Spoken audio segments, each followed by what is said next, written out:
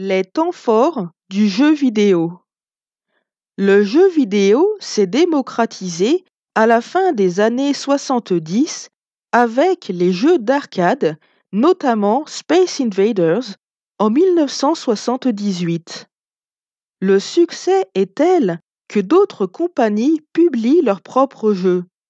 Atari sort Asteroid en 1979.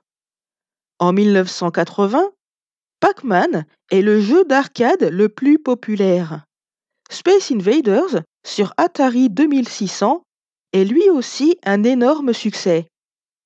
En 1981, Shigeru Miyamoto publie Donkey Kong, qui est un succès immédiat.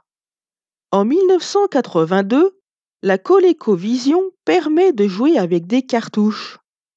La Commodore 64 et la Vectrex apparaissent sur le marché, mais les consoles ne sont pas aussi populaires que les bornes d'arcade et en 1983, le marché de la console s'effondre.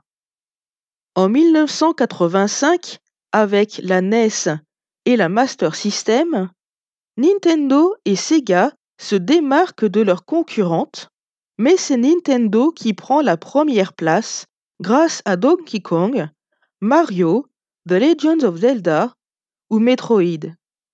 Et en 1989, sort la Game Boy, petite console portable qui permet de jouer seul ou à plusieurs. Au début des années 90, Sega sort la Mega Drive et sa mascotte Sonic pour contrer Nintendo et Mario. En 1991, Nintendo sort la Super NES et les premiers jeux de combat comme Street Fighter 2. Mais c'est Sony qui les dépasse en 1994 avec la PlayStation. La Nintendo 64 est lancée sur le marché en 1996. C'est difficile de concurrencer Sony, Final Fantasy et Tomb Raider, mais des titres comme Mario 64, GoldenEye ou Ocarina of Time permettent à Nintendo de se maintenir à flot.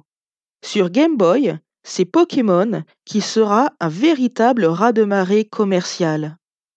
Les années 2000 sont surtout dominées par Sony et Microsoft avec la PlayStation 2, la PlayStation 3 et la Xbox qui permettent de jouer en ligne et proposent des jeux au graphisme plus élaboré, alors que Nintendo sort la GameCube, puis la Wii et la Nintendo DS au succès mondial.